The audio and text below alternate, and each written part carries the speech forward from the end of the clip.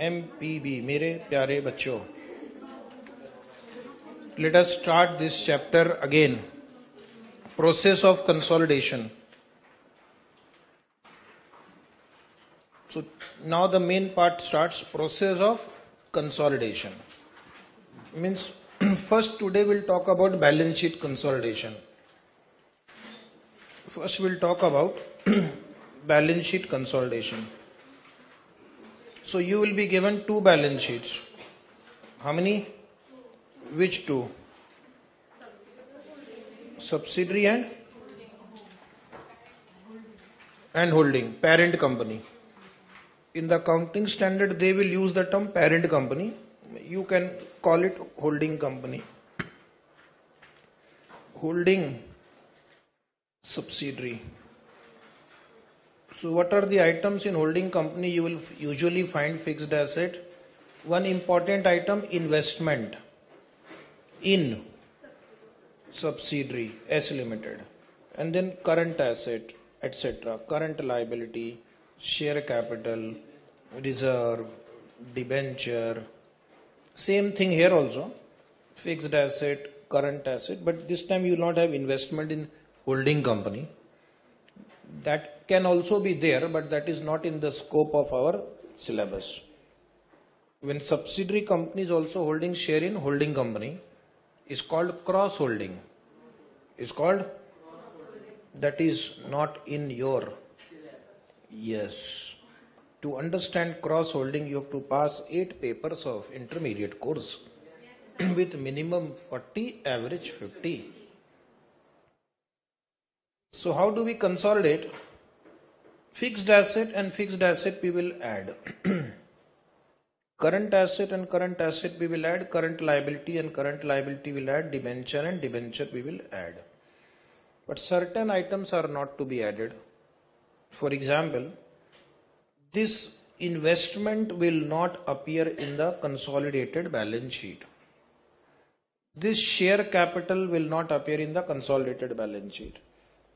This won't appear, and this reserve will not appear directly, but it will get adjusted against the reserve of the holding company and minority interest. So it will get bifurcated between two owners. Who are the two owners of subsidiary? Holding and minority interest. Right. So first we will see the accounting standard provision and then we'll see the logic of this. So what is written in your book? That accounting suggested method of consolidation is line by line consolidation. Suggested method of consolidation is line by line consolidation. What is line by line? Line by line means fixed asset will be added with fixed asset. Current asset with current asset, current liability with current liability, debenture with debenture, okay. And if you are consolidating P&L account, sales with sales, purchase with purchase, expense with expense, income with income. Then your query can be, if you are a very intelligent student, that suppose if you are holding 60% share only in subsidiary, then how can I add 100% of the asset of subsidiary?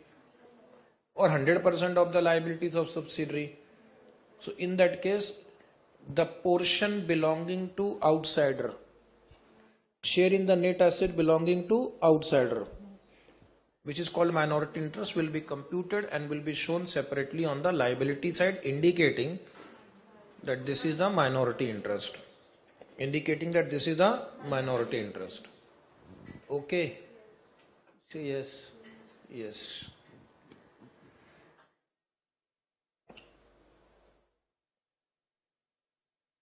So see the line by line consolidation. How do you do it?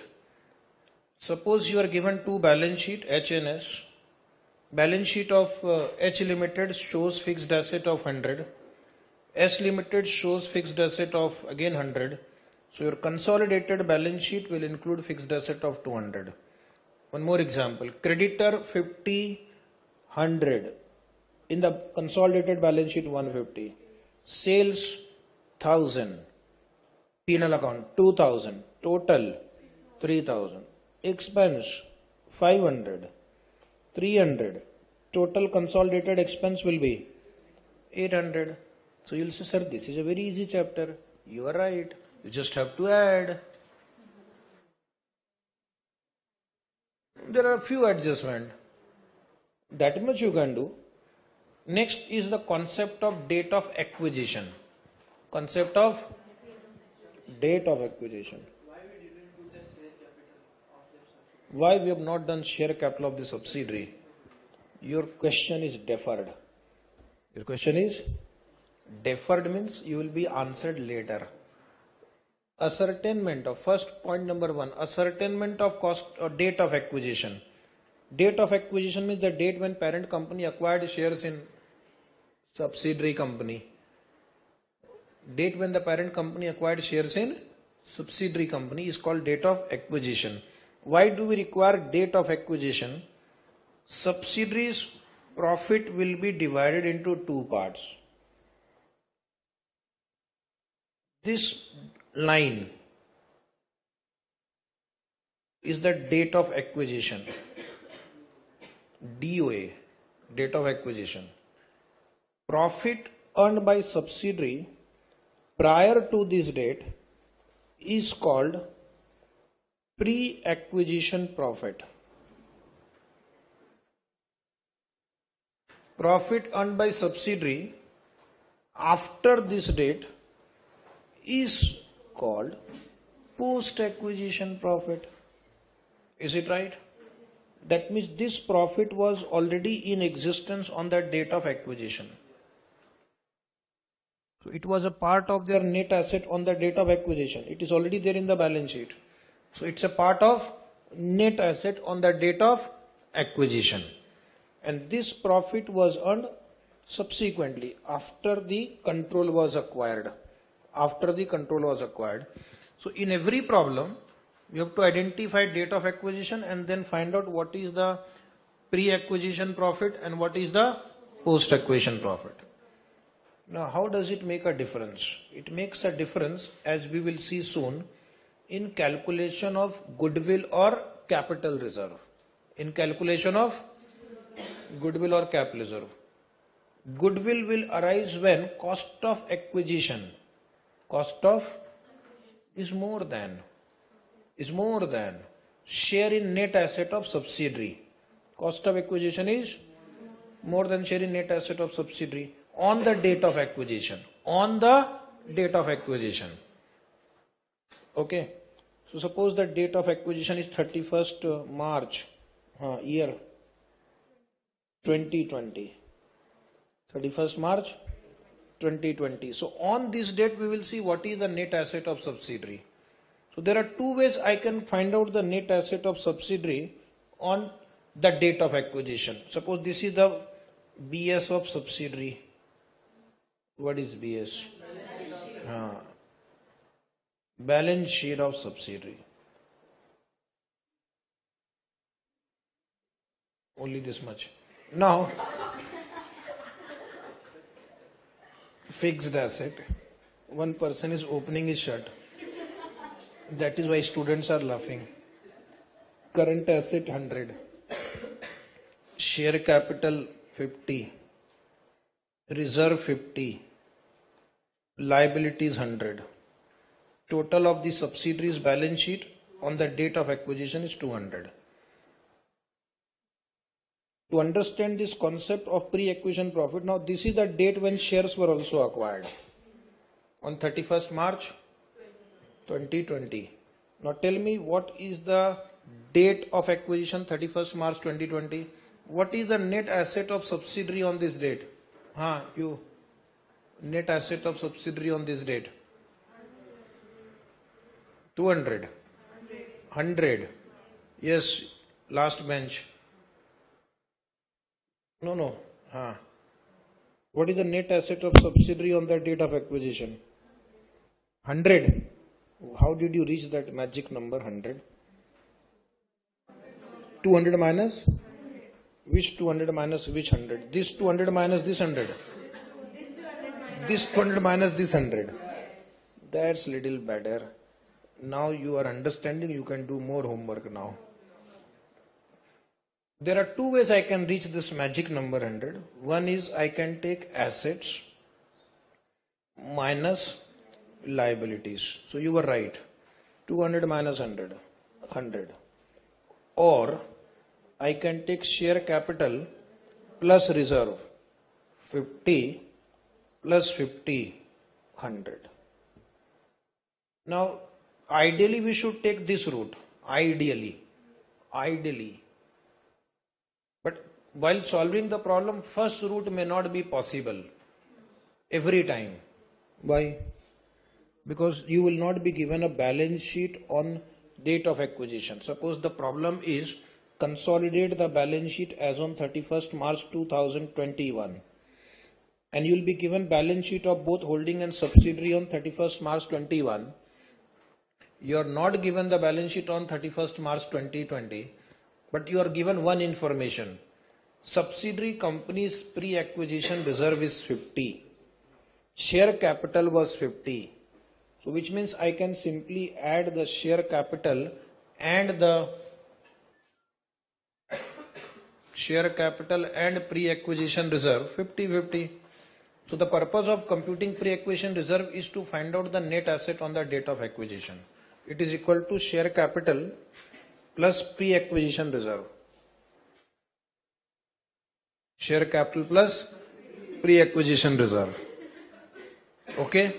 If this is also given, then you can take that route also. Understood? Yes. That is the purpose. Now, after computing the net asset on the date of acquisition, what will you do further? I am explaining now also, I will explain later also. So, in this example, the net asset of subsidiary is 100.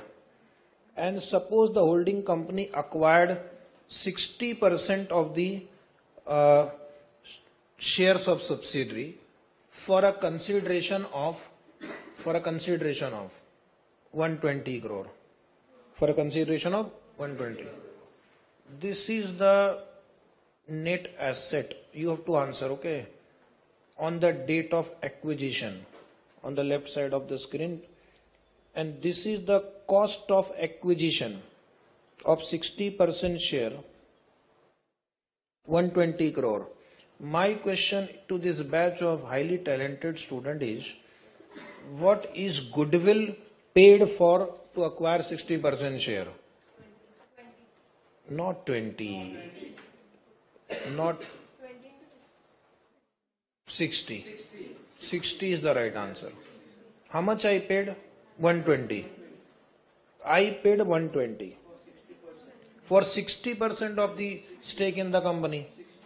So I paid 120 for 60% of net asset, because out of this 100, my share is only 60. My share is only 60.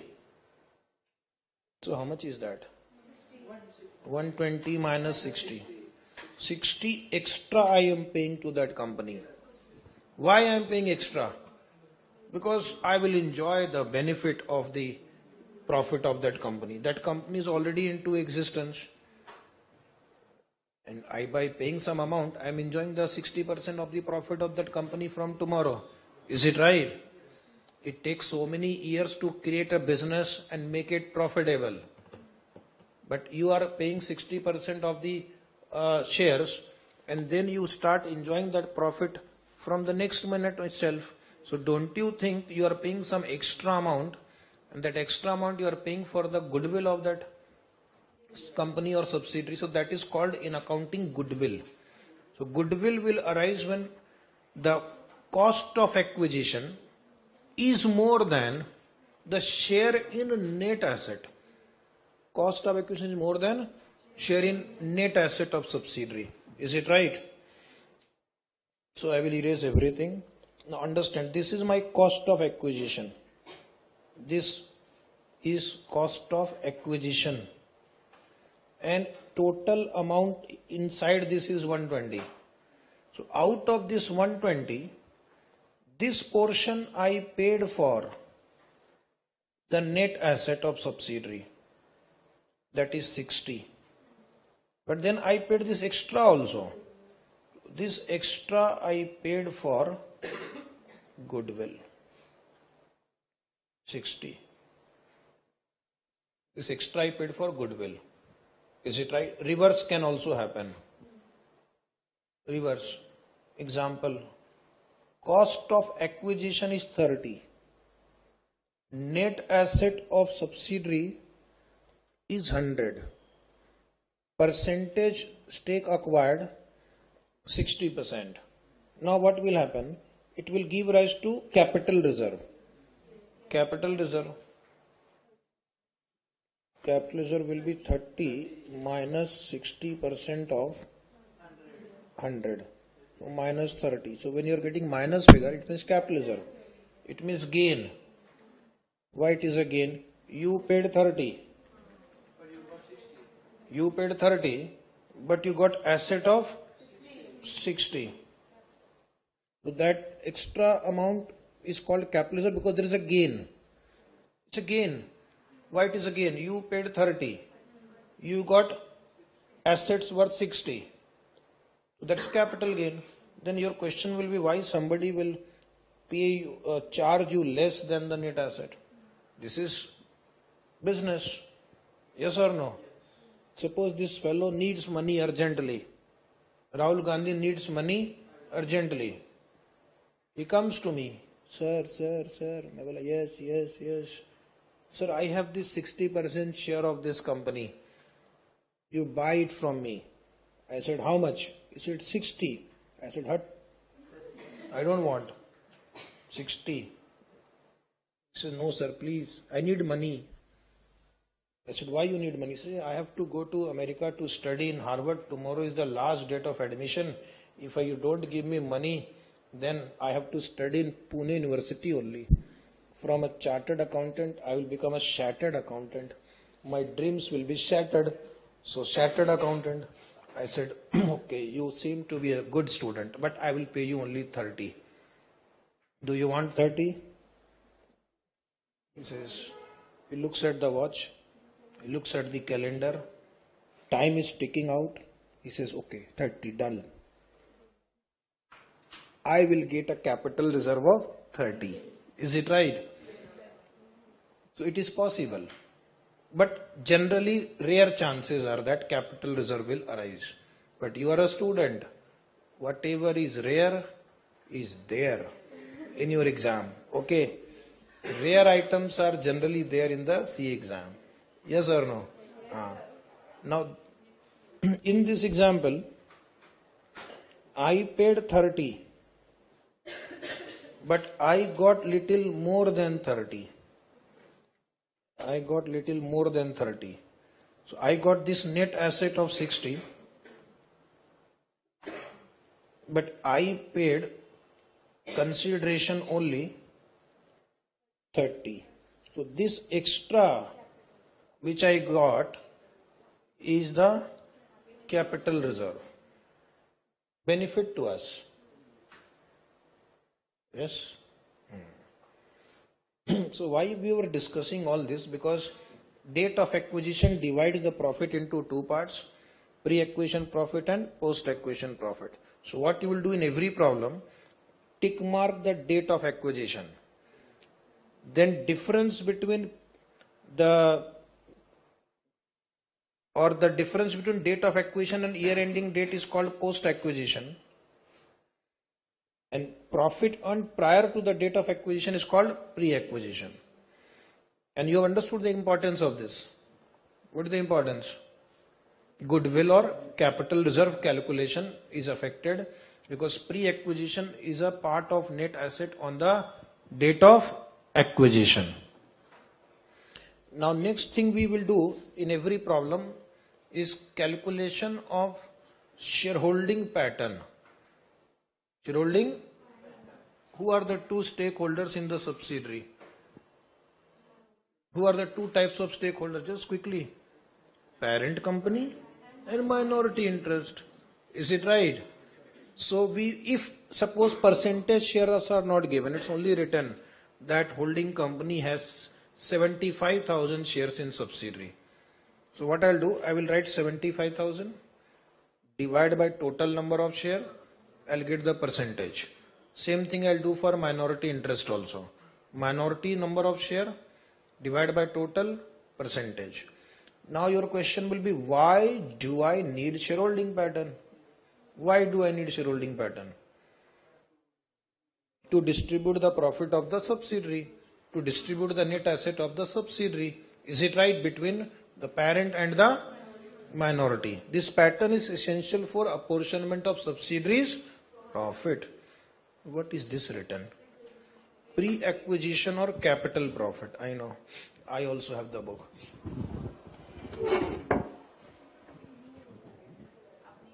I only asked. Megawati. What is pre-acquisition profit? Profit earned by subsidiary on or before, up to the date of acquisition. Can we say that? Profit earned by subsidiary up to the date of is called pre-acquisition profit. It is having one more name in this chapter, capital profit. It is also called capital profit. Now in this chapter, capital profit means pre-acquisition profit. It is related to time, not to the nature. Related to time. That means profit earned by subsidiary before it became subsidiary. Profit earned by subsidiary before it became subsidiary. It is a part of net asset on the date of acquisition. Now, does it make a difference whether it is a pre-acquisition or a post-acquisition profit? Yes. So one effect we have already seen, it affects your goodwill calculation. Second, it also affects my treatment of dividend paid out of pre-acquisition profit, or it also affects the treatment of bonus share issued out of pre-acquisition profit. So if dividend is paid out of pre-acquisition profit or post-acquisition profit, has a different treatment. Bonus share issued out of pre and post-acquisition profit has a different treatment. Is it right? So therefore, as a student, you have to clearly identify what is pre-acquisition and what is post-acquisition. If you can do this much, then at least half of your answer is going to be right. So what are the important items to be included in pre-acquisition profit? We'll see. But before that, there is one more small adjustment we will understand. And that is, what if the shares are acquired during the year? Shares are acquired during the year means, suppose my financial year is 1/4/15 to 31st March 16. 1/4/15 to, and the shares were acquired somewhere during the year, which means on 30th September 2015. Then what will you do? Between 1/4/15 to 30th September 15, we will call it pre-acquisition, and between 30th September 15 to 31st March 16, we'll call it post-acquisition profit. But institute will give you profit for the entire year.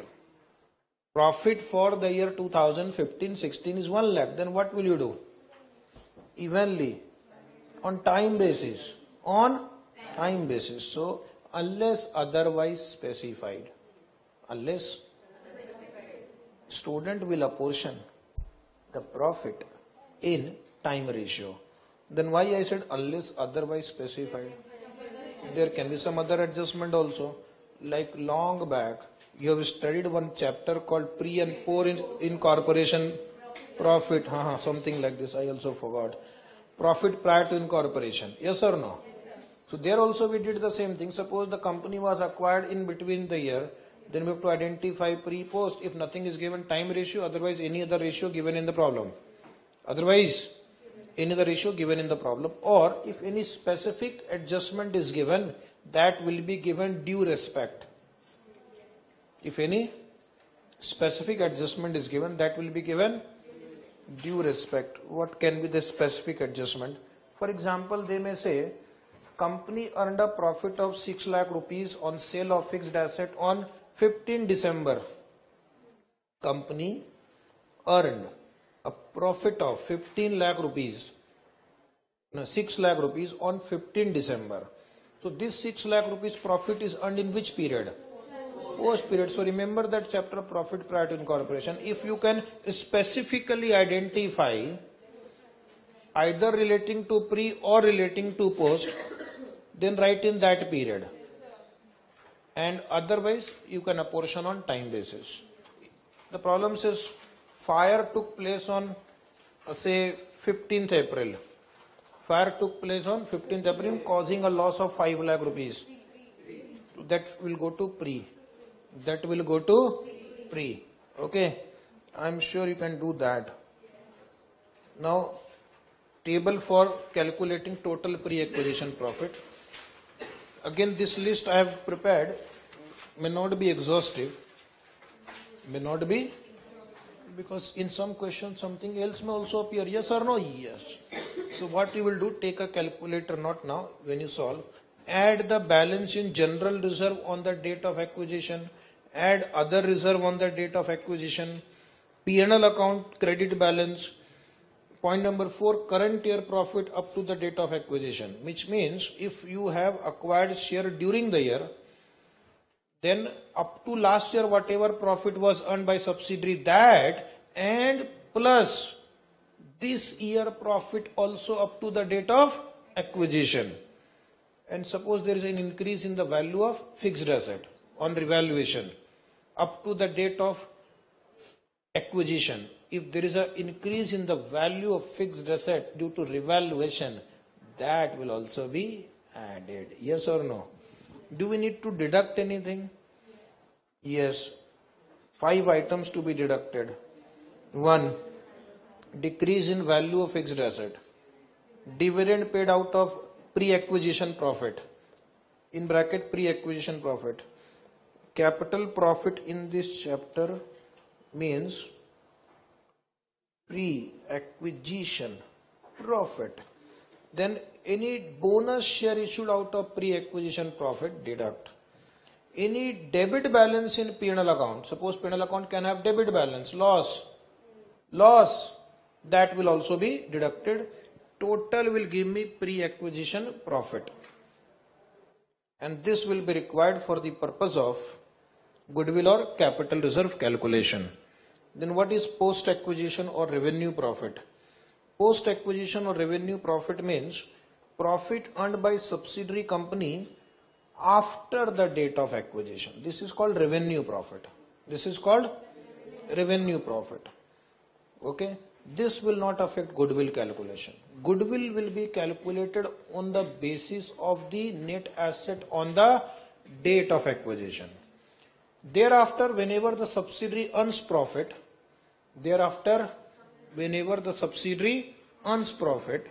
we will record our share in the profit in our books, and we will add the minority share in minority interest. We will add our share in our P&L account, and we'll add minority share in minority interest. That's it. So simple. Okay.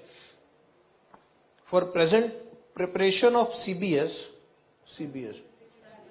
consolidated balance sheet, proportionate share of revenue profit relating to holding company, interests are merged under respective head.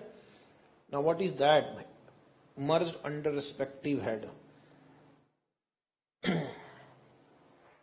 Let us say subsidiary company balance sheet has share capital, general reserve, P&L account, capital reserve.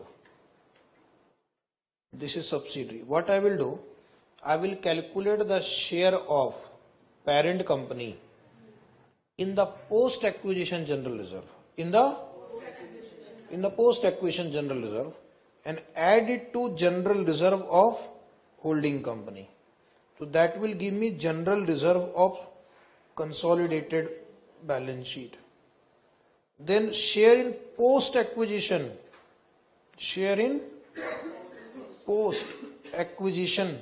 P&L account, I will add to P&L account of holding company. That will give me P&L account for the purpose of consolidated balance sheet. Yes or no? Then this gentleman is thinking, what about the pre-acquisition general reserve? What about the pre-acquisition P&L account? That will be adjusted against goodwill or capital reserve. And minority share will be added to Minority interest. So actually there are three bifurcation of each reserve. How many bifurcation? How many? Which three? Pre-acquisition, minority interest, post-acquisition. So pre-acquisition share goes to calculation of goodwill or capital reserve. Minority share in general reserve, P&L account, capital reserve is added to minority interest, and holding company share in post-acquisition general reserve, P&L account and capital reserve is added to the CBS, respective reserve. Respective reserve. This is how we will give the treatment of subsidiary company general reserve, P&L account, capital reserve appearing in the balance sheet of subsidiary company. Okay. Now sometimes subsidiary may also incur losses after the acquisition. Same treatment. Loss of subsidiary will be adjusted against the holding company's profit and loss account. So the consolidated P&L account will be holding company's profit minus share in post-acquisition loss of subsidiary. And what about minority share in the losses of subsidiary? That will be added to minority interest. That will be added to deducted. That will be deducted from minority interest. Is it right? Or add a negative figure? Add? Very good. You are mathematical genius. Question mark. Now,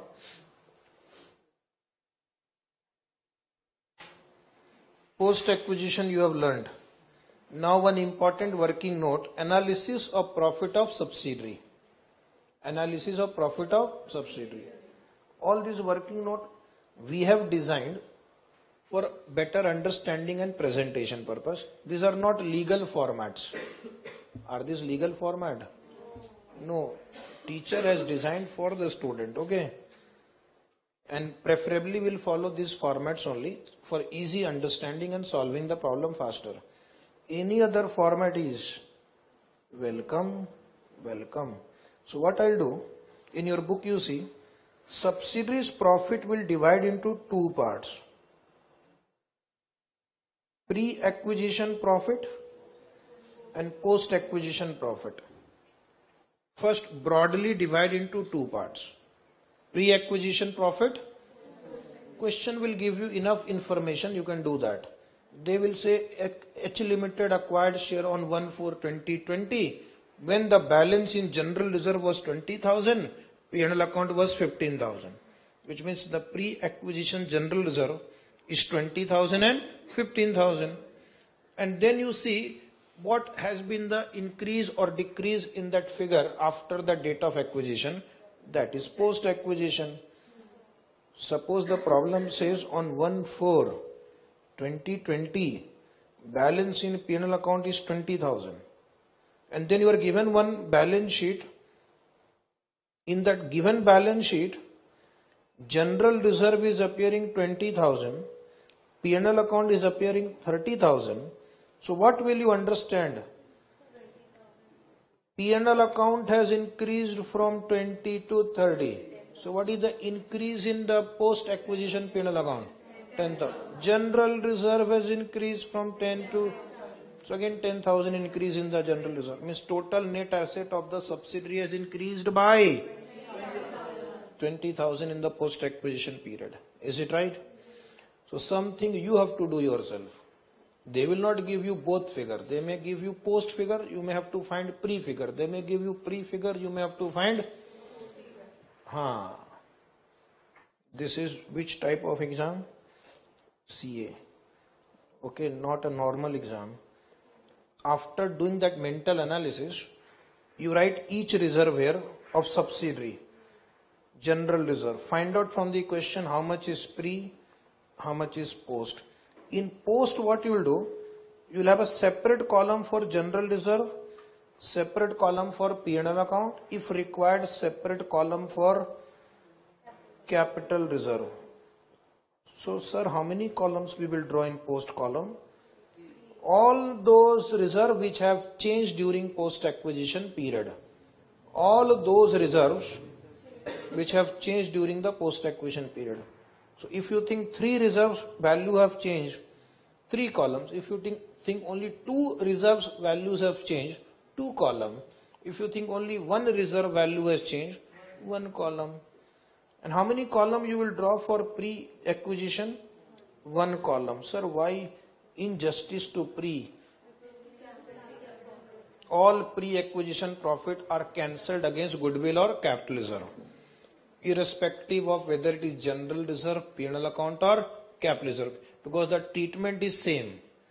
Treatment is same. All pre-acquisition profit will be added together and deducted from the cost of acquisition. So either you draw three different column or one single column, the effect is going to be the same. Effect is going to be the same, but it will save two things: time and for you, paper.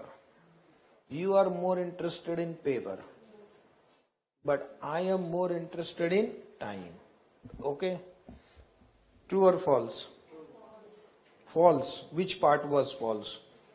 Second part, I was more interested in time. So we are more interested in time. We. Okay? We are not interested in paper. Once we become CA, the discounted payback period is only 1 month.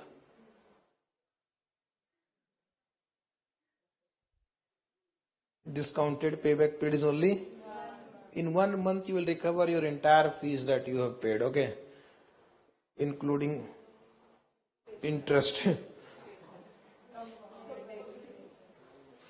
Okay. Do the same exercise for other reserve. Do the same exercise for P&L account. Do the same exercise for any losses, etc. There can be losses also. After doing this separation of all reserve of subsidiary, take the total column wise. Take the total of pre-acquisition profit, post-revenue reserve, post-revenue profit, etc. Then divide this between those two owners. Which are the two owners? Holding company and minority. In which ratio? Shareholding pattern. Do you remember working note shareholding pattern? So take the percentage from there and apply here. Apportion the profit of the subsidiary between holding company and minority, pre-acquisition, post-acquisition. Each figure will have two bifurcation. Each figure will have. Okay. We will follow this method. There are other method also to present the answer. Some of you can say, in my BCom we were taught in a different manner. Then you follow that in BCom only. Is it right? Do not try this. Warning. In BCom exam, you will lose mark. Do not try BCom in C exam. Okay? If you are playing 2020, then play like 2020. If you are playing test match, then play like test match. Understood? So please do not come to me that my BCom exam had this adjustment. That is not acceptable. Next is, none of your BCom. Not yet. But there was some who has run away. Only that lady. You are also graduate. You have done this chapter. So do you find some difference? One person is certified that we are different. Okay. Now what about the consolidated revenue reserve? Already discussed. The reserve appearing in balance sheet will not be the sum of the two reserve. The reserve appearing in balance sheet will be holding company's reserve plus holding company's share in the post acquisition reserve. So from where will you get that holding company share? Go to previous working note. In this working note you will get this figure, this two figure. These are post acquisition reserve. So this you will add to holding company reserve. This you will adjust in goodwill or capital reserve. What happened? And this minority share you will add to minority interest. That is the meaning of this. Goodwill or capital reserve now. Your institute will give you 4 marks if your goodwill figure is right in the consolidated balance sheet. Okay. So goodwill or capital reserve. How do you compute goodwill? That is one important adjustment in this chapter. When we acquire a company, we pay the purchase consideration and we get a proportionate stake in the net asset of that company. We get the proportionate stake in the net asset of that company. If the amount paid is more than the proportionate stake in the net asset of the company, then the difference is called goodwill. If the amount paid is less than the proportionate share in the net asset of the company, that difference is called capital reserve. So once again, goodwill will arise when cost of investment is greater than parent portion of equity on the date of investment. Parent portion of equity means parent portion of net asset.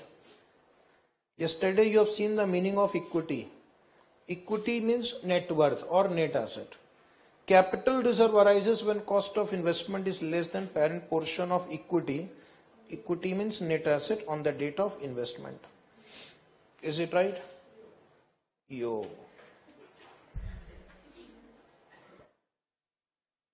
You said yo.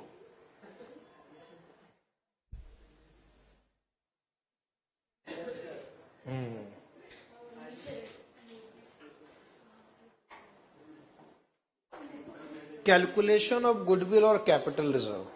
So how we are going to compute, understand the mathematical formula. First we will write cost of investment. That is what we have paid. Now under that also there is an adjustment. First I will write amount invested. Amount invested. Sometimes it may so happen that you may have received dividend from pre-acquisition profit of subsidiary. So what is the treatment of pre-acquisition dividend?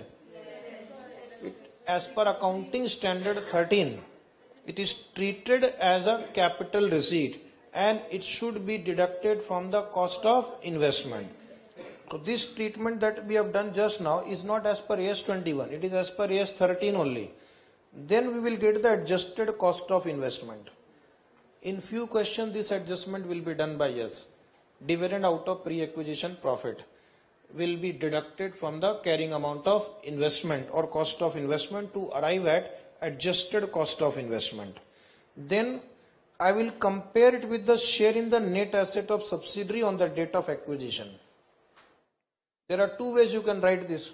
If you are given the balance sheet of the subsidiary on the date of acquisition, then take asset minus liability multiplied by our share.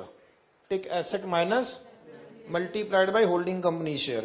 But most of the problem does not give you the balance sheet on the date of acquisition, but they give you share capital and you have computed pre-acquisition reserve in earlier working note. Can you, I'll go to that earlier working note because now you have to connect the answer. Where it has gone? Here.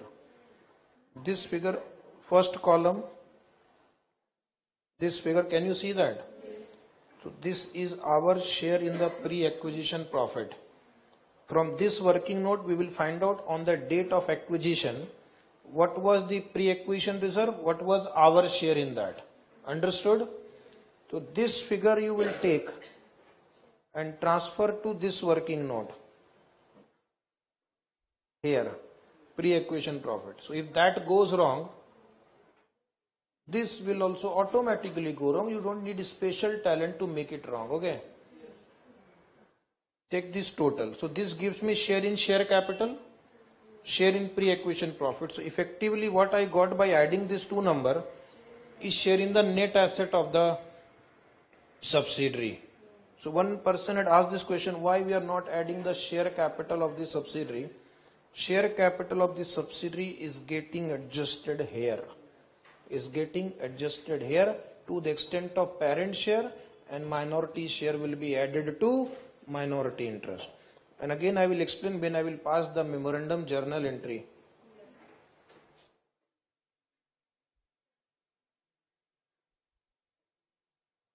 These two total you transfer to outer column. Now compare this number with this number. It is possible adjusted cost of investment is greater than share in the net asset that we receive. That is goodwill because we paid more. We are participating in the profit of that company. Existing company and I am enjoying the profit. So I have to pay for it. That is goodwill. And sometime if your luck is good, luck is you may buy at a lower price also. Okay, then it is a capital reserve. And that we will transfer to reserve and surplus. This goodwill or capital reserve is also called cost of control. So that is the cost of control. That is the price you have paid for acquiring the control, which may be positive or negative. Positive is called goodwill, negative is called CR. Now solve 100 mark question. On your book you will find there is an example printed. Z Limited is the holding company. Write cost of acquisition. I will give you the figure. 100,000, write 1000, first column. Second column, write 1000. Keep the pencil ready. You have to write also sometimes. Is it there? Write 1000. Then I will give you less share in the net asset of subsidiary. On the date of acquisition, write share capital. I am giving you the number 500, 700.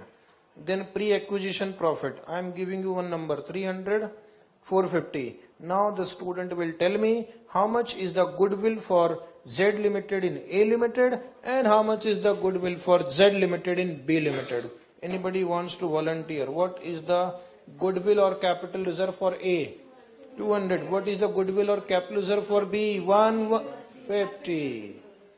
150 capital reserve in bracket. Okay, this is how we will do the calculation.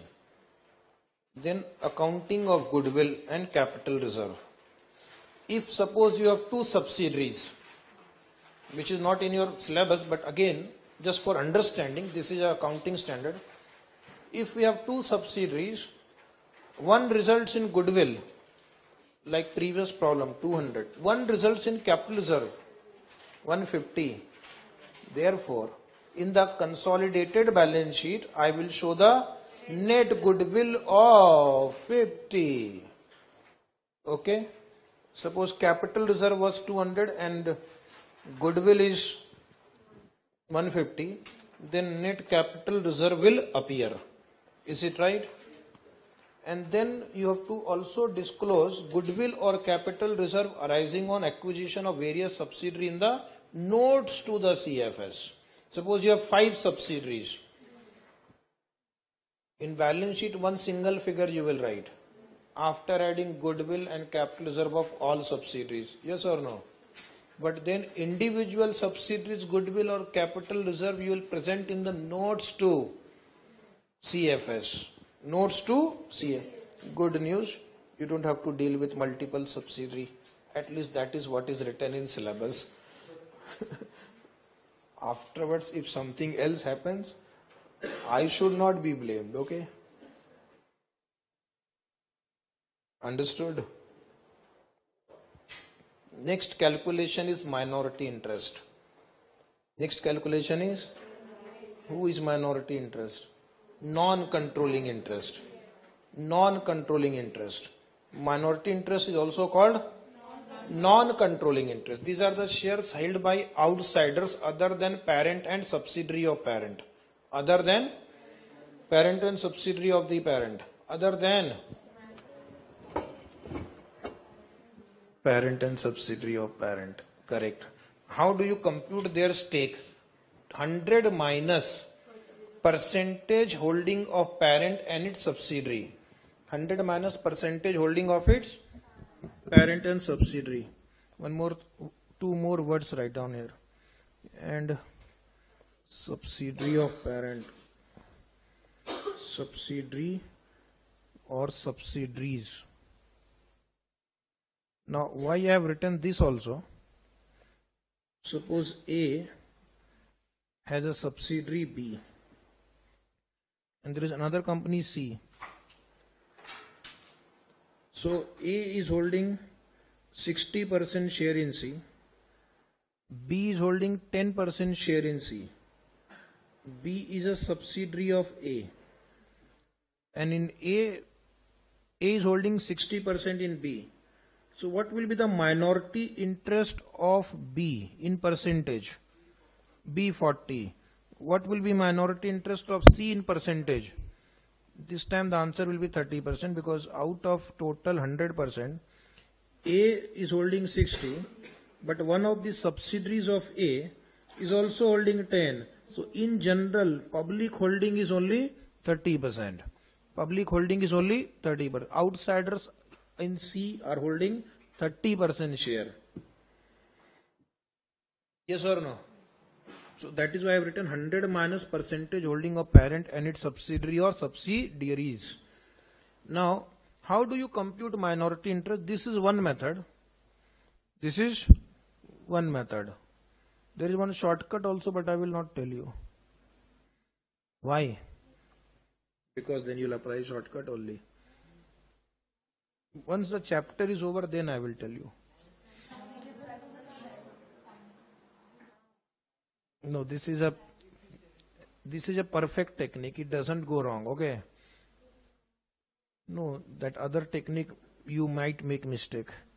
I can't trust you. So you will add share in share capital. Now your question, what happened to the share capital of subsidiary? So you have seen some portion of share capital of subsidiary has gone in calculation of goodwill, and some portion of the share capital of subsidiary will come here. So it won't come in balance sheet. It will get knocked off against goodwill working note, and minority share will come in minority, and minority comes in balance sheet. So some portion of share capital of subsidiary is appearing in balance sheet under the name minority interest. Then share in pre-acquisition profit you will add. From where will you get this working?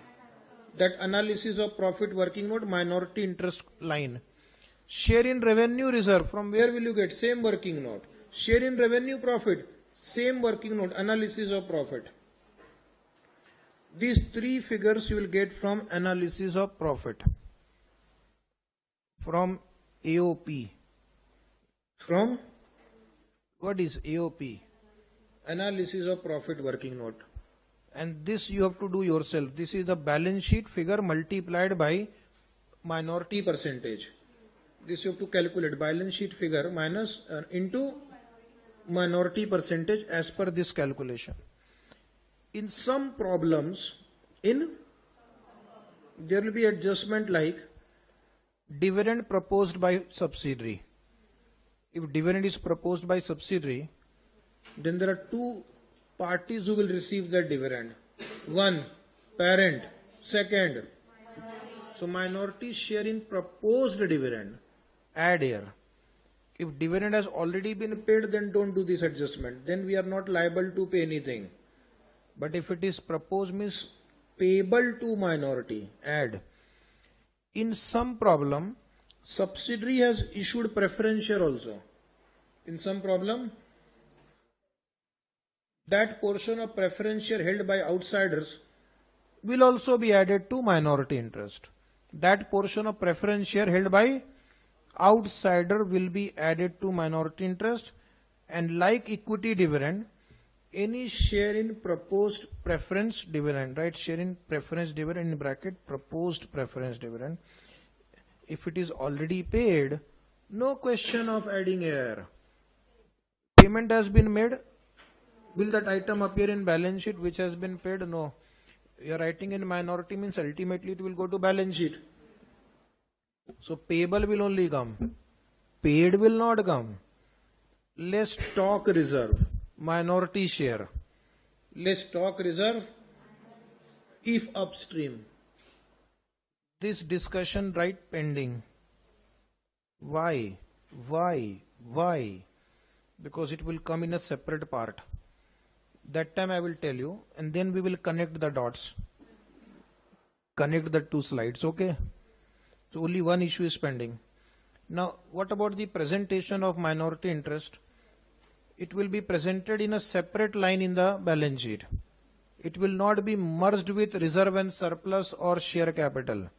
It will appear after reserve and surplus and before the heading non-current liability starts in the balance sheet. So what we will do in the balance sheet, first I will write share capital, reserve and surplus, then minority interest, non-current liability, current liability. He is also a shareholder. He is also like a shareholder only, but he is a shareholder of subsidiary company. So therefore, he is kept above non-current liability. Is it right? Because he is a shareholder of subsidiary. There is no obligation to pay him a fixed amount. There is no obligation to pay him a fixed amount. So he is not a liability, but because he is a shareholder of subsidiary, he is presented separately so that one can understand what is the value of outside shareholder in the net asset of subsidiary. Minority interest simply reflect the share of outside shareholder in the net asset of subsidiary. What does minority interest indicate in the balance sheet? Share of outside shareholder in the net asset of subsidiary. Remember what we have done. Suppose subsidiary's net asset is fixed asset 200, 100, current liability 100. So net asset is 200, 300 minus 100. This is liability. And our share is 60%. Minority is 40%. But what we do, we recognize in our balance sheet entire 200. If I recognize entire 200 in my balance sheet, out of which 80 belongs to others, so in my consolidated balance sheet, this 200 will appear, this 100 will also appear, this 100 will also appear. At the same time, 40% of 200 minority interest will also appear, indicating that outside shareholders have a stake of rupees 80 in the subsidiary's net asset. Is it right?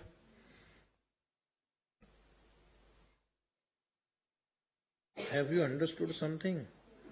You will understand more when you do homework. Can minority interest have a debit balance?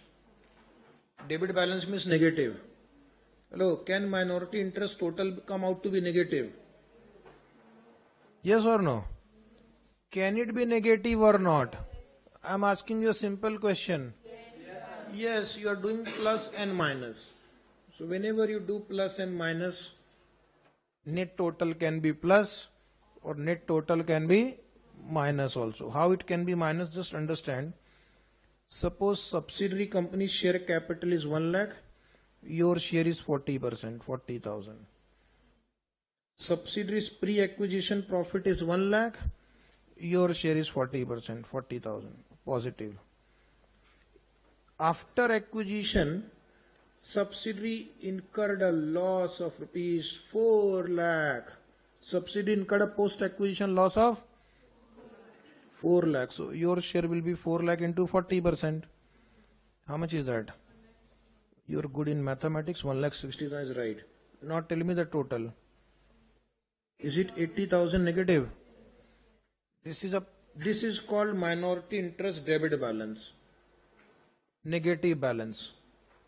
Who is a minority? Is an outside shareholder. Negative balance means, is the amount recoverable from minority? If it is positive, it is payable to minority. So negative means recoverable. Negative means so this person is minority interest. Okay. Then I said, minority, come here. You said, boliye. I said, give 80,000. Your share is minus 80,000. He said, I am a shareholder. I have paid my share capital. My liability is limited to the extent of share capital only. I will not pay. Tata, bye bye, see you. Then I will cry. Okay, I will not be able to recover. Because he is a shareholder, na? No, she is a shareholder. She is a shareholder. So can I recover from a shareholder if he has paid the full application money, allotment money, whatever is due from him? No, so he can just simply say, Tata, bye bye, I'm not going to pay you anything. I am the majority. So what I'll do? I will bear his loss also. I will bear his loss also. So in case minority interest is negative, then my presentation in balance sheet will change. Share capital, reserve and surplus inner column, less minority interest negative balance, and balance reserve and surplus in the outer column. If minority interest has a negative balance, it will be borne by majority. Is it right? So that is the meaning of this paragraph, on which there is a 5-mark question which you are going to solve immediately. Excess of the loss which cannot be borne by minority is borne by majority, means parent. Show minority interest negative balance as a deduction from holding company reserve. As a deduction from, so my presentation will be holding company share capital 50 lakh. Holding company reserve and surplus 10 lakh. And less minority interest negative balance 80,000. So balance of reserve and surplus in the outer column will be 9 lakh. Example, numbers are only for example purpose. Okay. This way you will do the presentation of debit balance of minority interest or negative balance of minority interest. Then somebody will ask, what if I deduct 80 and this also becomes negative? Possible. Then no problem. Negative balance of reserve and surplus can be shown in the balance sheet. Suppose the balance of reserve and surplus of the parent is only 10,000. Minority share is 80. So how much will I write in the balance sheet? I will write 70,000. No problem. Schedule 3 says negative balance of reserve and surplus can be shown. Yes or no? Yes. Now we will solve one question. But before that, there are few more lines. Exception. Exception means when can you show debit balance of minority interest in the balance sheet? This is minority walking in front of the gate. I said, wait. Pay me the 80,000 amount. He says, no, I will not pay. I am the equity shareholder, I will not pay. I said, no, you have to pay. She is saying, no, I will not pay. Mara Mari. I said, no, you have to pay. She is asking for the reason why I should pay. I said, this is a partly paid share capital. This is I have the right to recover. I have the right to recover from you. So therefore, in that case, if the amount can be recovered from the minority, for example, when the minority has the binding obligation means in case of partly paid share, you have an obligation to pay the unpaid amount. Then in that case, we can show the minority interest as a asset and is able to make good the losses. And is able to make the good the losses means he is in a position to pay the amount. Is solvent. Okay. Then we need not deduct minority interest from reserve and surplus. We can show it as a separate item on the asset side. In non-current asset, you can present separate line item, minority interest. Next paragraph. Example, subsidiary shares are partly paid. Minority can be called to pay the unpaid amount. Now subsequently, suppose the subsidiary starts making the profit. Subsidiary started making the profit subsequently. Will I start showing the separate line item of minority interest immediately? Or first we will absorb the past losses, and then after those past losses are absorbed, then minority interest will appear as a separate line item in the balance sheet. Understood? No. Partly understood, because you are having limited intelligence. 80,000 was the negative balance. Second year, subsidiary made a profit of 40,000. Subsidiary earned a profit of 40,000. So minority share will be 40,000 into 40%. 16. Still the loss cannot be fully recovered. So we will not show minority interest still as a separate line item. But yes, the losses which were absorbed by the majority is reduced to 64 now. Then in the third year, subsidiary earned a profit of 4 lakh rupees. 4 lakh into amount. Now this 64 will be recovered first. Now in the third year, we will write separately minority interest outer column as usual. Share capital, reserve and minority interest separately 96,000. Till the end of second year, minority interest will not be appearing as a separate line item in the balance sheet. It will get deducted from reserve and surplus. Understood? Solve. Question number. No question number. Example. But this was an exam question. Can you read the problem? Is it understandable?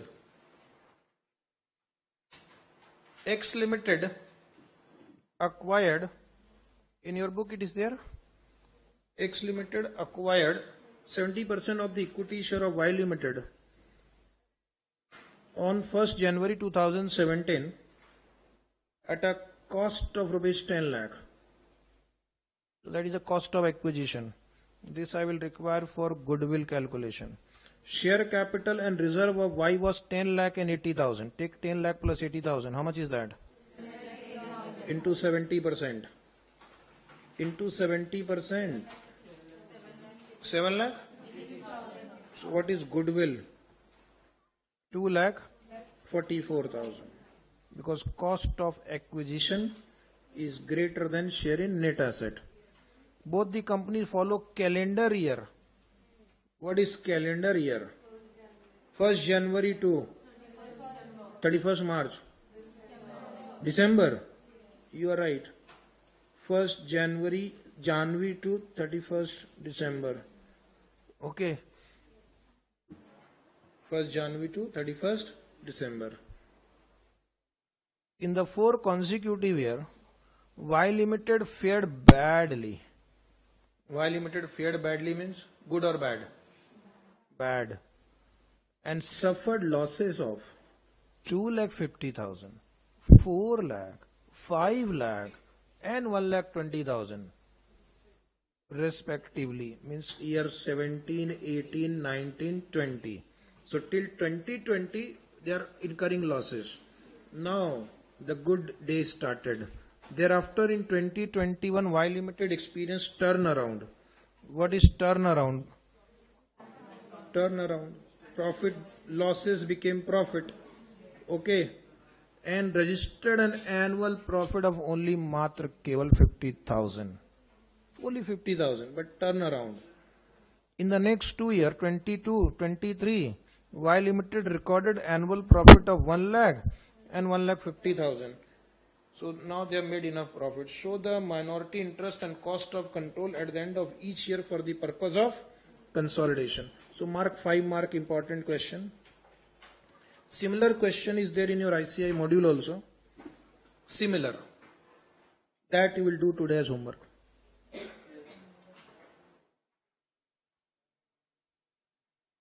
Say yes at least. I know you will not do. But say yes. So now, cost of investment, right? Working note 1. First working note is goodwill or capital reserve on the date of acquisition. Anybody cost of acquisition? 10 lakh. Write down along with me. Share in share capital 70% of 10 lakh. Share in general reserve 70% of 80,000. 56,000. Therefore goodwill 2 lakh 44,000 is right. You can call it A, B, C, D. A minus B minus C. So this goodwill will remain 2,44,000 for next 6 years. That figure is not going to change. The first question is show the cost of control at the end of each year. this is due to our cost of investment. So for all the years, goodwill will appear at 2,44,000 unless management wants to amortize it. Unless management wants to. Now in this chapter, amortization of goodwill is optional. Amortization of goodwill is, that means AS 21 does not make it mandatory to amortize goodwill.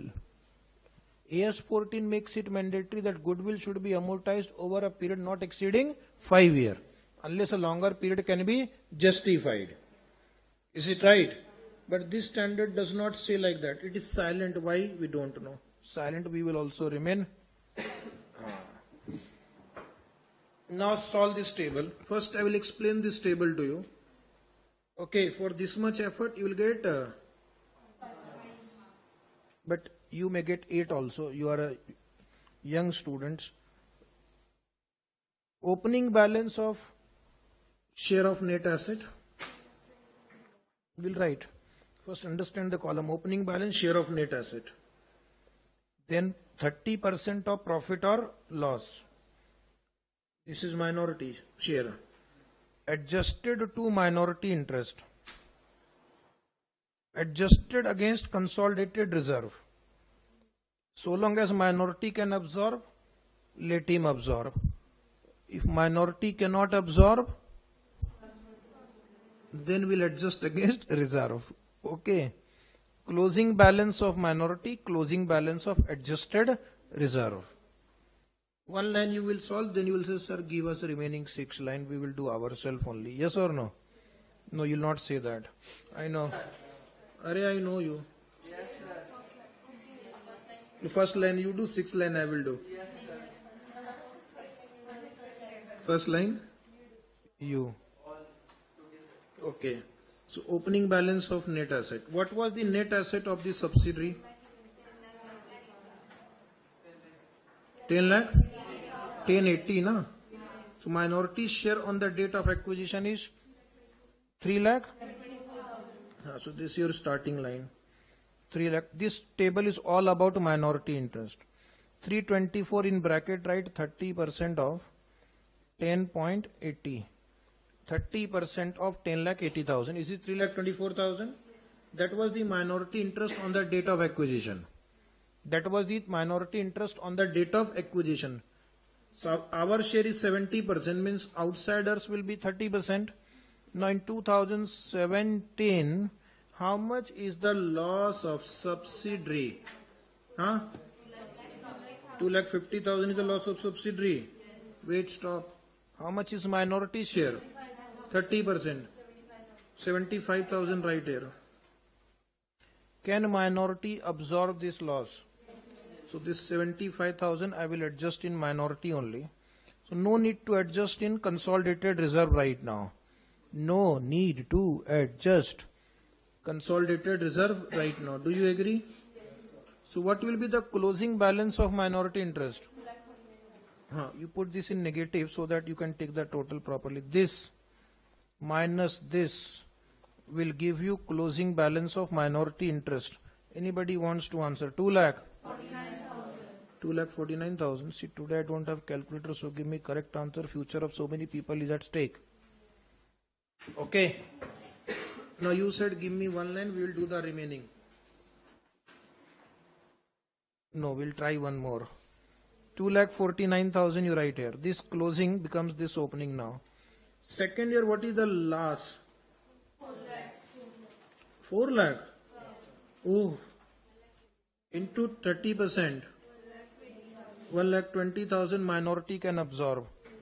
So minority adjustment 1,20,000. No adjustment in consolidated reserve. Still the minority balance is 1,29,000. Yes or no? 2019 opening balance. What is the share in loss? 1,50,000. Okay, stop. Now there is a problem. You can only adjust 1,29,000. This amount should not become negative. So 21,000 is still remaining, so that 21,000 we will adjust in holding company's reserve. So now minority balance is 0 and adjusted reserve is minus 20,000. This means this much I have to adjust from minority's future income. This much I have to adjust from minority's future income. Is it right? What is the 2020 figure? Opening balance I will write 0, no problem. Profit or loss? 1,20,000 loss. Oh, into 30%. Adjustment to minority 0.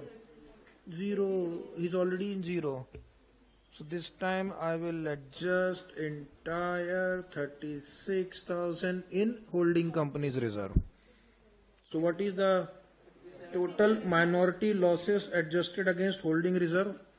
57,000. Opening balance 0. Now turn around. 50,000 into 30%. Will you adjust it against minority? No. No. 57,000 I have to recover first from the minority. Is it right? So I will adjust here. I will adjust in reserve. Minority balance still remains 0. But the adjusted reserve will reduce. 42 negative. So I have to still recover 42,000 from minority. 2022. 1 lakh into 30%. 30,000. Wait. 0. Fully adjusted in reserve. Now the adjusted reserve will be minus 12,000. Are you following now? Yes. Like income tax, you do set off and carry forward loss. Have you learned? Yes, I know there is a chapter. Set off and carry forward of loss. In year 2000, I had given that seminar on the institute. Okay, there was a gate crash only. So many people came that there was no place to even stand also. So the gate had crashed. Okay. Then that building fellow asked, who is that person who is giving the speech that so many people has come? Afterwards, I never went. Now, why to spoil someone's property?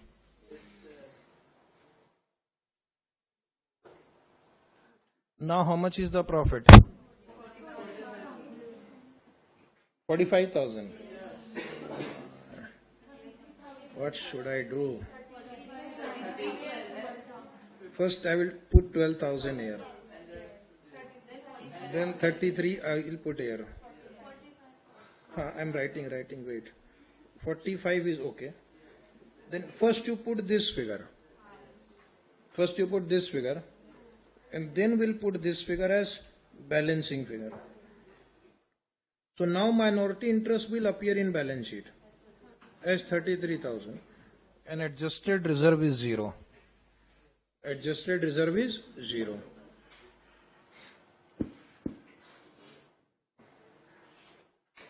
This answer is over. Any question? You will be able to solve if we change the numbers. Okay. Try. You will try. Double all the numbers, okay? And then try. Answer will be double. Let us check as homework. Next is share capital in the consolidated balance sheet. So in the consolidated balance sheet, share capital of only parent company will be written. If subsidiary company is holding share capital in parent company, what did I say? Subsidiary company is holding share in parent company, then it will be cancelled and only the net amount will appear in the balance sheet. Subsidiary share capital will not appear in balance sheet. Subsidiary share capital does not appear in balance sheet. We only take over the net asset of subsidiary. We only take over the net asset of the subsidiary company. So therefore subsidiary share capital is not included in our balance sheet, and accounting wise a portion of subsidiary share capital is cancelled against the cost of acquisition and a portion of subsidiary capital is added to minority interest. So indirectly it is there somewhere in our answer, but it will not appear as a direct figure in the balance sheet. Only parent company share capital will appear. Your institute will ask you one more question almost in every problem: revaluation of fixed asset. Revaluation of, so some prior knowledge of revaluation is also required. Why revaluation adjustment is given in the holding company problem? Why institute gives you revaluation adjustment in holding company problem? The answer to that question is, see the goodwill calculation you have done just now in some problem. Cost of acquisition we are taking, less share in net asset. Now you have taken net asset of subsidiary on the basis of balance sheet figure, on balance sheet basis. But as you are a student of accounts since many years now, balance sheet is based on historical cost, which means the goodwill that you are calculating based on the balance sheet of subsidiary, which is based on historical figure, does not give you a correct picture of the share in net asset.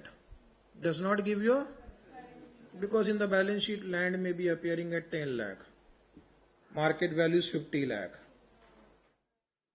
How much is land? 10. Market value? So actually you are not getting a share in 10 lakh rupees. You are getting a share in 50 lakh rupees, because tomorrow if that land is sold and you are a shareholder of that company, you will get the benefit of that. Once you become shareholder, then you will get the benefit of that. So just like in your partnership chapter, long back when you were in Harpend, you studied, okay, partnership. When a new partner is admitted, we revalue the asset. Same logic will apply here when a person becomes a controller. In order to know the true value of goodwill, it is better to revalue the assets and liabilities on the date of acquisition, so that the goodwill that we will arrive is a more appropriate goodwill.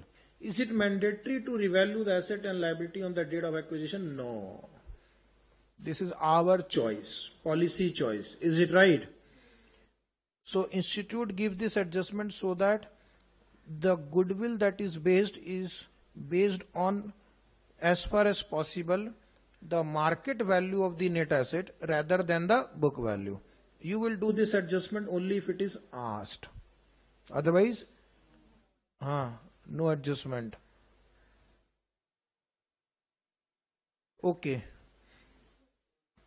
Understood the reason? Understood the reason? Now, institute will not leave you so early in the CA final, okay?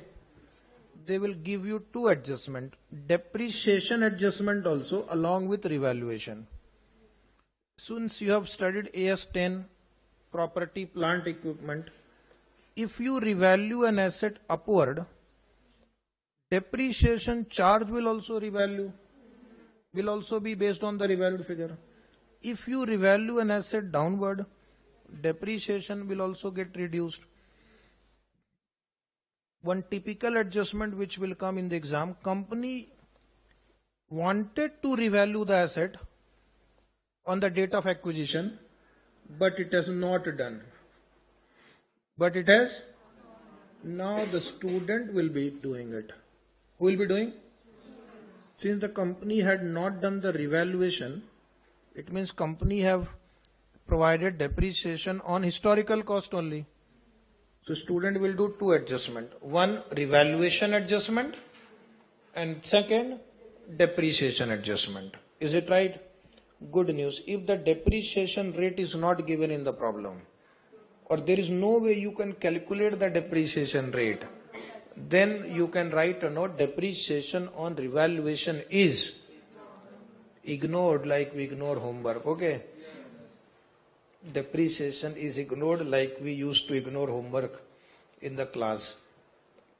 So now, what I have done to make your life little simpler, I have given you the journal entries you are going to pass in case revaluation adjustment comes in the problem. So 4 entries we will pass. 1 for upward revaluation entry, fixed asset account debit to revaluation reserve. Fixed asset balance in balance sheet will increase by this amount, and pre-acquisition reserve will increase by revaluation reserve. To effect balance sheet, add the increase in value to fixed asset, and in pre-acquisition reserve, add the revaluation reserve. Understood? In case the company had not done the revaluation earlier, which means the depreciation they have provided is based on old figure. Depreciation should have been provided on new figure. So the difference between depreciation on new asset value minus depreciation already provided under old asset value is called short depreciation. Is called short depreciation. Now you will pass the entry for short depreciation. P&L account debit to fixed asset account. P&L account debit to fixed asset. So after passing this entry, in the balance sheet reduce the fixed asset balance, and in the post acquisition P&L account profit will reduce. So this will be post acquisition P&L account because depreciation will be provided after the date of acquisition. So this you write post, this you write pre. Then you will ask, sir, balance sheet में नहीं लिखेंगे pre-post. Now, like in balance sheet we don't write pre-post. Balance sheet we write asset value on the date of consolidation. Is it right? Question will come after one slide. Don't worry. There is a question also artificially designed for you. Who designed? No, not institute has designed. Downward revaluation. It is also possible they may give you a downward revaluation adjustment. So what entry you have learnt in accounting standard 10? If the asset was revalued upward previously, now we have to revalue it downward, then the entry will be revaluation reserve account debit. But if it has to be revalued downward for the first time, then P&L account will be debited. There is no choice. So revaluation reserve or P&L account debit to fixed asset account. Effect will be one effect in balance sheet reduce the fixed asset balance, and one effect pre-acquisition profit and loss account of subsidiary reduce. Pre-acquisition profit will be reduced. Understood? Right here pre. So you will write in pre column. And since you have not passed the entry for downward revaluation, it means you have provided depreciation on old figure only. Old figure was higher. It should have been lower. So have you charged more depreciation or less depreciation? We have already charged more depreciation. We should have charged less. Rectification of error. This is called rectification of error. You have charged more depreciation. So my entry for reversal of excess depreciation will be fixed asset account debit to P&L account. So this is called reversal of excess depreciation. Reversal of excess depreciation. This will come in post, and balance sheet asset figure will increase. In balance sheet asset figure will increase. Okay. Now keep in mind, if suppose the shares were acquired in the middle of the year or somewhere during the year,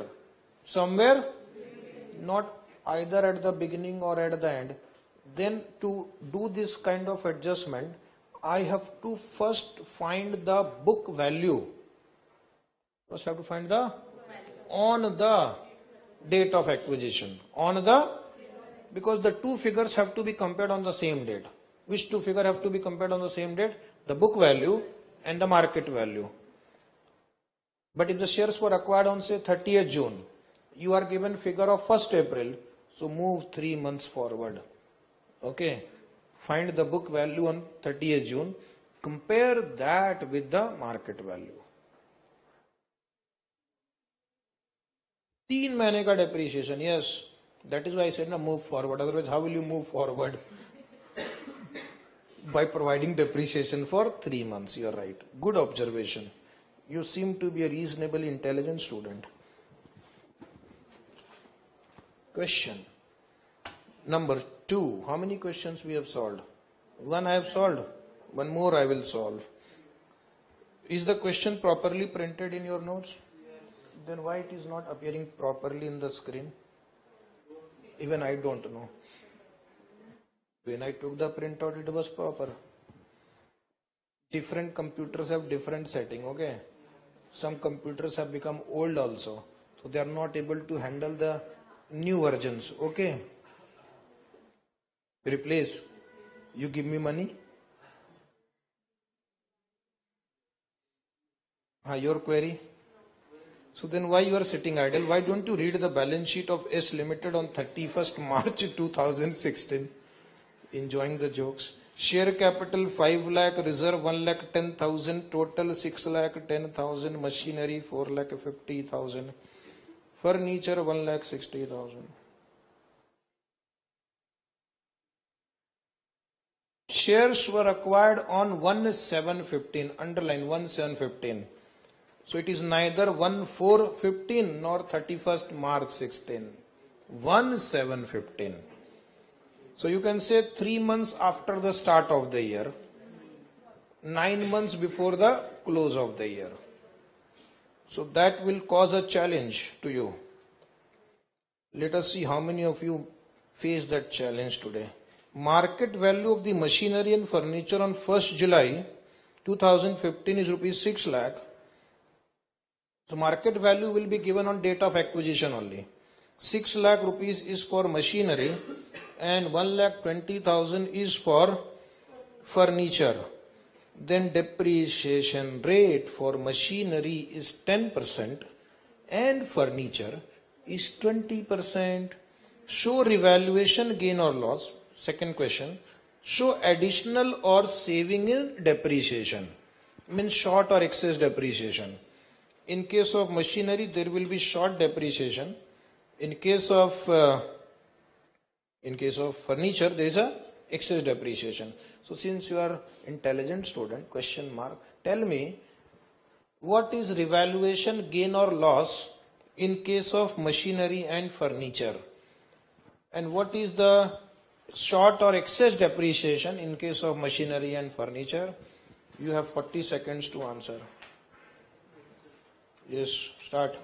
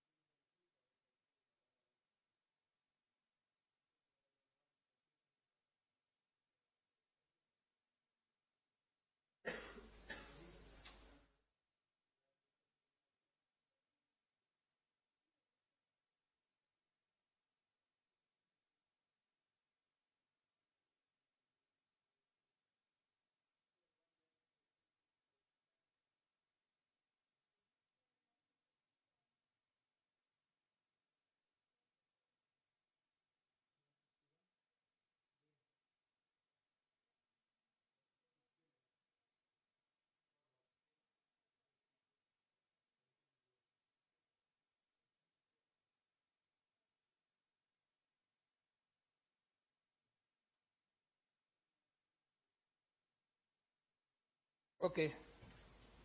Anybody got the answer? Anybody got the answer? No. You got some answer. First, you understand in this problem, the date of acquisition is 1/7/15. So 3 months is pre, 9 months is post. At least that you've understood. And you are given the balance sheet on 31st March 16. So first you have to find out the balance on 1/4/15. Can I find out the balance on 1/4/15? If 4,50,000 is the closing balance on 31st March 16 and depreciation rate is 10%, so can I say it was 5 lakh? Yes. 5 lakh. And in case of furniture, 1,60,000 divided by 80%, 2 lakh. Can I say the opening balance of machinery is 5 lakh and furniture is 2 lakh? Understand? Then we can write. Then I will move 3 months forward. Okay. So 3 months forward means in case of machinery, I'll provide depreciation for 3 months, 12,500. And in case of furniture, I'll provide depreciation for 3 months. How much? Depreciation on furniture? 10,000. For 3 months, 10,000. So that will give me the book value on 1st of July. That I will compare with market value. That will give me the difference, which is gain or loss. Now see, I had given you the format also to help you. Why you didn't use that format? You forgot, kya? Okay, don't worry. Now write how to present the answer. How to present the answer? First you write balance on 1st April 15. 4,50,000 divided by 90% will give you 5 lakh. And 1,60,000 divided by 80% is 2 lakh. Then depreciation for 3 months, 12,500, 10,000. So therefore the balance on the date of acquisition should be 487,500, 1,90,000. Agreed? Market value on 1/7/15. Is it 6 lakh? 1 lakh? So in case of machinery there is a gain. Somebody said loss. No, you said loss. I remember correctly. You made mistake. No problem. 1,12,000? This is the right answer. 70,000 loss. D minus C. D minus C, positive is gain, negative is loss. So this is one part of the answer, gain or loss on revaluation. Now next is, we have to check short or excess depreciation. Short or, listen to me carefully, how much depreciation we have provided on machinery in this year? In this year, how much depreciation we have provided for full year? 50 I have provided. Out of 50, 12,500 is for first 3 months. So depreciation for remaining 9 months provided is 37,500. For your understanding, write 50,000 minus 12,500. And how much depreciation we have actually provided for 9 months? 30,000? 9 months. Why 30? 40 is total annual depreciation. Proportionately for 9 months is 30,000. This depreciation we have already provided in the books. This I have already. But how much I should have provided? I should have provided on 6 lakh at 10% for 9 months, not whole year, for 9 months, from 1/7/15. From 1/7/15. Not for whole year. From the date of acquisition till year ending date, 9 months. Tell me, 9 months depreciation. 45,000. Write working note. 6 lakh. 6 lakh into 10% into 9/12. Wait. Same thing you do here also. 1,20,000 into 20%. Why 20%? Rate is 20% on furniture. Huh? 18,000. Into 9 by 12. Yes. 18,000. 18,000. Now what you do? Compare these two. Which two? Which two? These two. These two. This and this. Compare. We should have provided 45. But we have already provided 37,500. So there is a short depreciation. How much? This is short depreciation. Short depreciation. Now here 12,000 we have provided excess depreciation. 12,000 excess depreciation. Is it right? This adjustment you remember in two problems this will come. Bigger problem. This is only one of the adjustment. Now come to the next slide in your booklet. How will you present this information in the analysis of profit working note? How will you present this information in the analysis? So you will, suppose this is our analysis of profit. Two items you will write in pre-column. Revaluation gain on machinery in pre-column. Anybody revaluation gain? 1 lakh. And revaluation loss on furniture in pre-column. 70,000. And additional depreciation on machinery in post column. 7,000. Negative. It will reduce my profit. Entry P&L account debit to machinery account. And reversal of excess depreciation. Furniture to P&L account. Add. Excess depreciation on furniture, return back 12,000. Okay. Any query? No. So tell me honestly, who got it right? Blank. Sonata. Peace. Silence. Okay, no problem. So summary. Don't worry. Summary. Don't worry, read summary. What you will do, from the question you first find out the market value on the date of acquisition. Then take effort and find out the book value on the date of acquisition. Okay. If the shares were acquired somewhere during the year, first you go to the opening date, and from opening date you reach the date of acquisition by providing depreciation for those many months. Then compute the gain or loss on revaluation by comparing A and B. If A is greater than B, gain. If B is greater than A, loss. And then provide depreciation on the revalued figure for the remaining months. Check how much depreciation you have already charged. Difference between the two is additional depreciation or short depreciation. Then gain or loss will be written in pre-acquisition column. Additional or short depreciation will be written in post-acquisition column. And then in balance sheet, revised figure of fixed asset will be written. In balance sheet, the revised figure of fixed asset will be written. So in case of revaluation upward, add the revaluation gain minus the short depreciation. And in case of revaluation loss, deduct the revaluation loss, add back excess depreciation, return back. True or false? True. Now we'll come to treatment of dividend. Whose dividend? Subsidiary. Why we are discussing? Because when subsidiary will pay the dividend, holding company will also receive. Minority will also receive. Is it right? So now two standards will be applied here. AS21 we are already applying. AS13 will also be applied.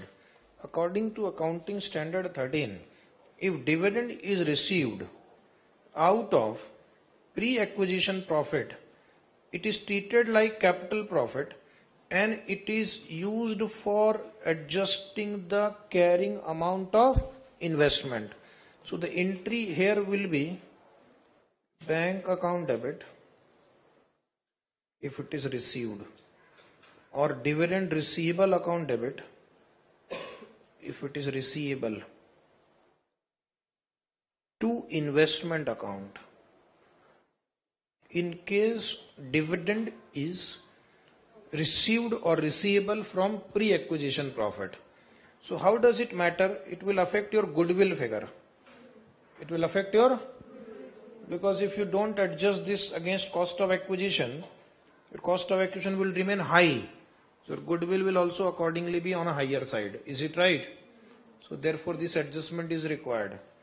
If dividend is received out of post-acquisition profit, then as usual, what you learned, bank account debit, dividend receivable account debit to P&L account. Entry for this. Then your question will be, how will we know whether it is out of pre or post? That instruction will be given to you in the problem. That instruction will be, if now your question will be, what if it is not given? Judgment will be required. What will be required? Judgment will be required. Is it right? So by reading the problem, you have to make some judgment if it is not mentioned, that whether this dividend is out of pre or post. Understood? Now, what is the adjustment they will give from this section? That the subsidiary company has paid the dividend out of pre-acquisition profit, but holding company has recorded in the P&L account. Holding company has recorded in the P&L account. If subsidiary company has paid dividend out of pre-acquisition profit, means it should go to investment account, but by mistake it was credited to P&L account. In that case, the rectification entry will be P&L account debit to investment account.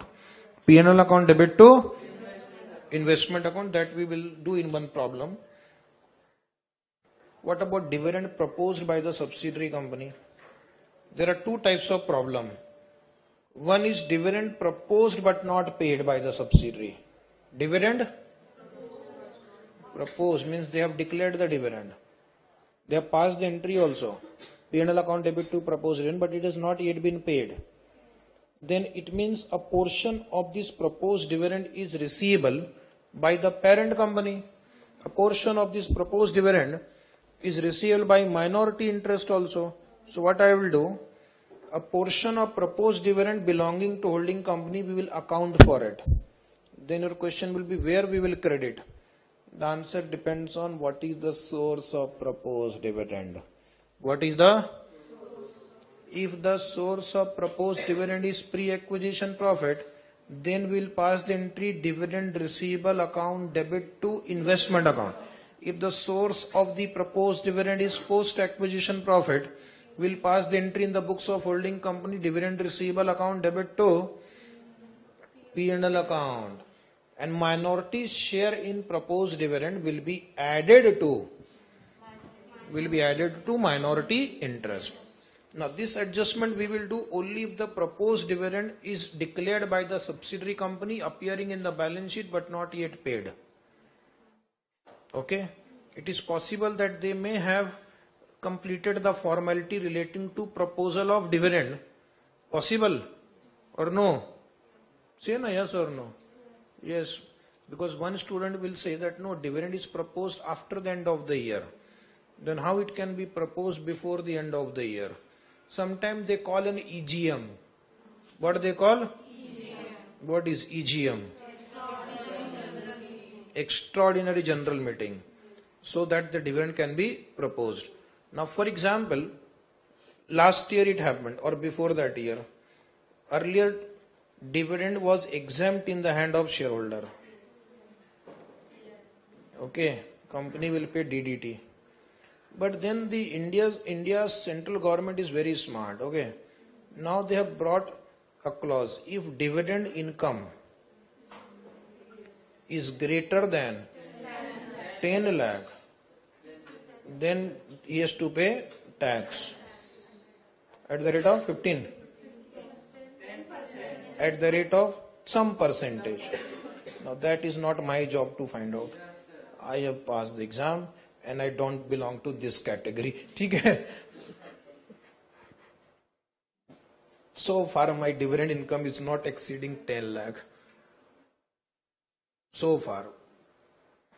But close to that. So, right now I'm not bothered. Maybe next year I will have to bother. So 10 lakh rupees से ज़्यादा अगर हुआ to pay tax, so Mukesh Ambani every year get 300 crore rupees dividend from Reliance. How much dividend? Because he's a big time shareholder in Reliance, or his family members. Once they heard this finance minister announcing on 28th February that from the next financial year dividend is going to be taxed in the hands of the shareholder. So before next year will start, this year it is not applicable. These provisions become applicable from 1st April of the next financial year. Then these people will call AGM before 31st March, because the moment the 1st April comes, provisions will become applicable, and on 300 crore rupees at 15%, unnecessary he has to pay 45 crore rupees taxes. So call the dividend, call the shareholders meeting, announce the dividend. Maybe you can pay later. You have 30 days time to make the payment. Is it right? So sometime it is possible. Same thing happened some 18 years ago when DDT was introduced in India. What is DDT? Also called CDT, corporate dividend tax. Earlier, long back, the provision of dividend taxation was, it was simply taxed in the hands of the shareholder depending upon in which slab you belong. But many people were not paying taxes only in India. Is it right? So even though they are earning dividend income, but they are not paying tax, either they don't file the return or they claim they are below the taxable limit. So government was losing revenue. So why not to charge the company only while paying the taxes? So at least all people who get the dividend are indirectly taxed. So that year also many companies who are about to pay the dividend called the EGM and distributed the dividend so that they don't have to pay the dividend distribution tax. At least for 1 year you are able to save that money. Okay. Then you pass these entries. But now there is an amendment in the accounting standard 4. There is now accounting standard 4 says, if dividend is proposed after the end of the year, dividend is, then there is no need to create a liability for proposed dividend, which we have discussed in schedule 3 also. Proposed dividend after the end of the year will be only disclosed in the notes to account. So it is neither provided by subsidiary, it is not receivable by holding. No adjustment for proposed dividend. No adjustment for if not appearing in balance sheet. If not appearing in balance sheet. So just disclosure is enough. Entry I have written in your book. If dividend is received, bank account debit. If dividend is receivable, dividend receivable account debit. If it is out of pre-acquisition profit, credit will be given to investment account. If it is out of post-acquisition profit, credit will be given to profit and loss account. Minority share will be added to minority interest. Do you have this consolidated tax provision note also in your presentation sheet? Good news, simply add. Simply subsidiaries tax liability will be added with holding company's tax liability. No other adjustment is required. So it is given provision for taxation 1 lakh, provision for taxation to 1 lakh. So 1 lakh plus 1 lakh will become 2 lakh. Now we'll come to intercompany balances. No, 2. And we have 4 minutes. My watch still indicates 4 minutes. But it is 11:27 right now. And your next batch at 11:50, na?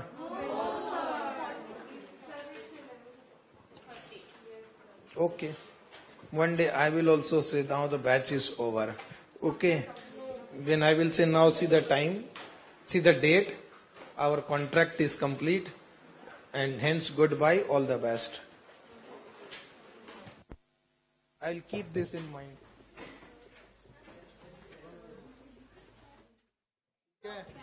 ठीक है, 31 जनवरी को मैं भी बोलूंगा, देखो time, देखो date,